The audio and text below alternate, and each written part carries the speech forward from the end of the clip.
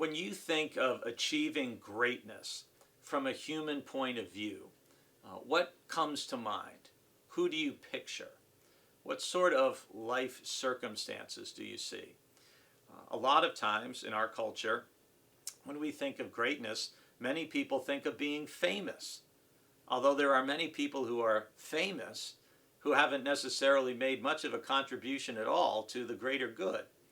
Some people think of being rich, but we also know there are plenty of people who have lots of money, but who don't have peace or joy or contentment or love.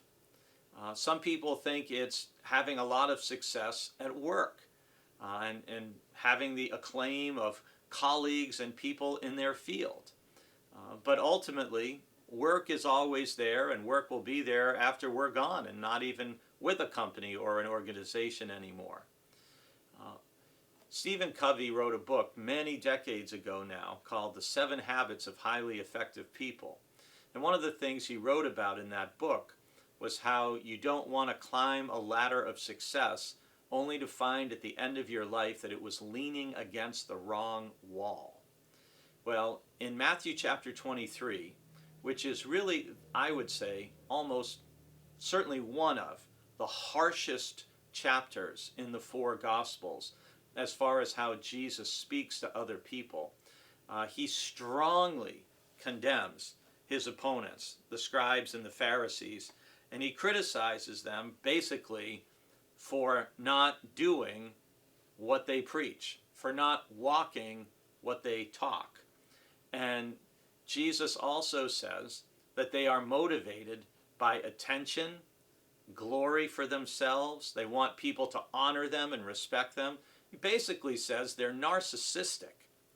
And Jesus says this is not the way to live.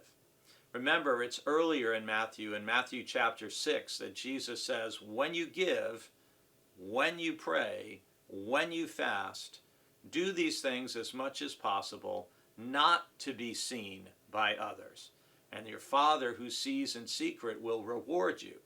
Here in Matthew chapter 23, if you read verses 1 through 12, you'll hear Jesus criticizing the scribes and Pharisees for doing exactly the opposite, for practicing their piety, if you will, very strategically to draw as much attention to themselves as possible. Jesus says, don't do this. It's wrong. And our verses for today are verses 11 and 12, where Jesus says, the greatest among you will be your servant. All who exalt themselves will be humbled, and all who humble themselves will be exalted. If you think of life, that many people are climbing a ladder of success, as a Christian, we descend a ladder. We descend into greatness as we humbly seek to serve others, and we do so for the right reasons, to serve God, to bless our sisters and brothers, and not to attract attention to ourselves.